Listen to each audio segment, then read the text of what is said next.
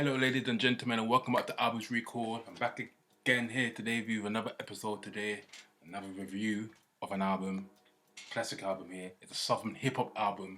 If you're into, all my Southerners all my South people from the United States, big up, big up, big up.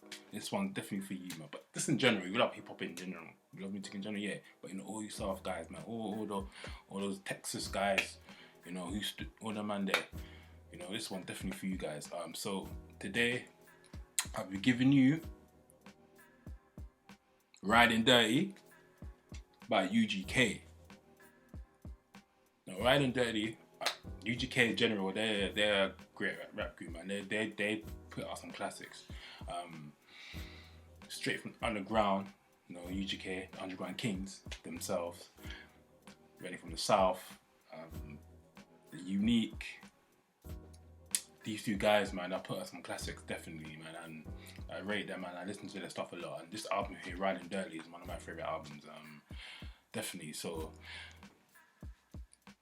I'm gonna get straight into it then. So Ridin Dirty, that's the first studio album by American hip hop duo UGK. The album was released on July the 30th, 1986, by Jive Records. So despite no music videos or official single being released, it is their best-selling album of over 850,000 copies sold to date, and it sold 70,000 copies in its first week. So can you imagine this? Normally, artists release singles to promote their album, and they have music videos for those singles, but here, UGK, they managed to sell 850,000 copies without any singles being released and no music video. And remember, back at that time as well, there weren't really anything digital like platforms and stuff like that, because you had to go to the shop and buy the records yourself. So that kind of played a lot into it as well, That just played a lot to it. Now it's all to YouTube and Spotify and stuff like that. So, yeah, definitely, man. So I give props to them for that, to release no singles for that album, and the album sold that much. It went gold, but still, I think people gone platinum now. But still, big props to them. Cause I don't really hear that as much when artists release an album without releasing any singles and no videos for those singles as well. But yeah, big up to UGK, man. Anyway, so the album was released on July the 30th, 96, like I said earlier.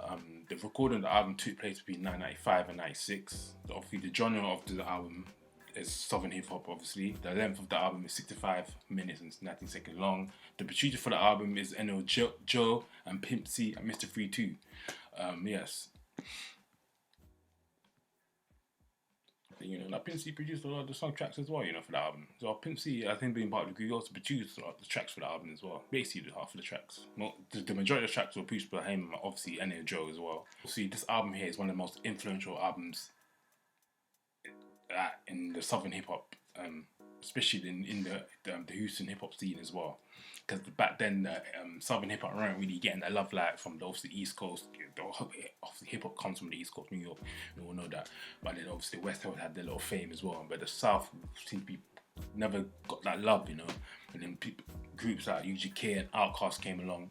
And remember that famous Under 3000 speech, at the Saucer Road. Oh, you quit hating the South, But the South have come a long way now, and the South are dominating the scene now. They've been dominating the scene for like over a decade now. So, from where they were before, not getting that love, not getting that respect now. So you got these guys here who got showed love from the East Coast artists, and also West Coast artists. They paved the way. Like they're one of the ones that paved the way for the Southerners to have their thing as well. But yeah, this is one of my favorite albums as well. Definitely my favorite song from the album, Pinky Ring. That's one of a song called Touch in there. But Pinky Ring, also One Day as well, featuring Ronnie Spencer as well. That's one of my favorite tracks as well. The Diamond in the Wood.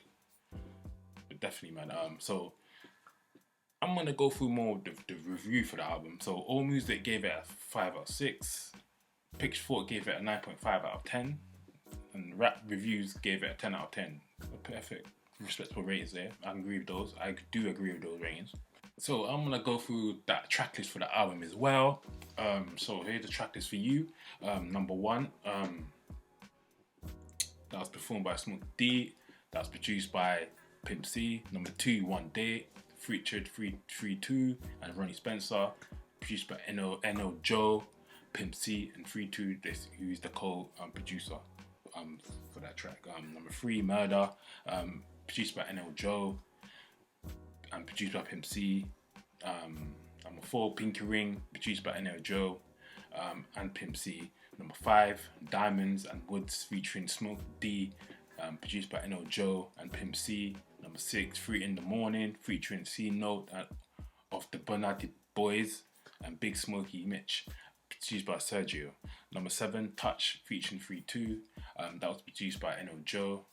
Number 8, Fuck My Car, produced by NO Joe. Number 9, That's What I Carry featuring NO Joe, produced by NO Joe himself. Number 10, High Life. Woo!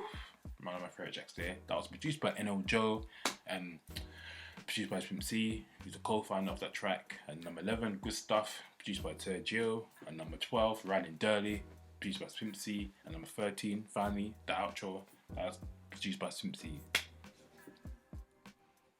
So Pimp C has a lot to play in this album, you know. I mean, he raps, he's a great rapper, but also, I don't know he produced that much, but yeah, he produced a lot on the album as well. He's a great producer, because those beats on there are tough, like proper southern sound, you know, it's very clean cut. It does remind me of a lot of the West Coast stuff as well. They remind me a lot of the West Coast. South and West Coast have the similar type beats, the funky, relaxed and chill type of beats, you know. The album here, I'm gonna go through more of the chart positions of the album. The album peaked number 15 on the US Billboard 200, also, and I also peaked at number 2 on the US Top R&B and Hip Hop Albums chart. That's for you. So pretty well for an album that didn't have any singles, and you know. But yeah, so that's Ridin Dirty for you. Let me know why this is one of your favorite albums as well. And let me know in the comments as well. Let me know, shout out in the comments. Let me know why. Also, this is one of my favorite. Like I said earlier, is one of my favorite UGK albums. Definitely, it's in my top. This is my top 2. I ain't gonna. I'm not gonna say which one's my favorite, but it's definitely my top 2 though. There's another one that I like as well. It's in my top. I ain't gonna say which one, but it's definitely my top 2 though. But you lot can type in the comments and see which one other album I'm talking about, as well as this one. And which one do you think is my favorite? But this definitely is my top 2 though. Top 2 UGK albums as well. But yeah, man. So that's about it for today. Thank you for watching, and yeah, man. Peace. I'm out. One love.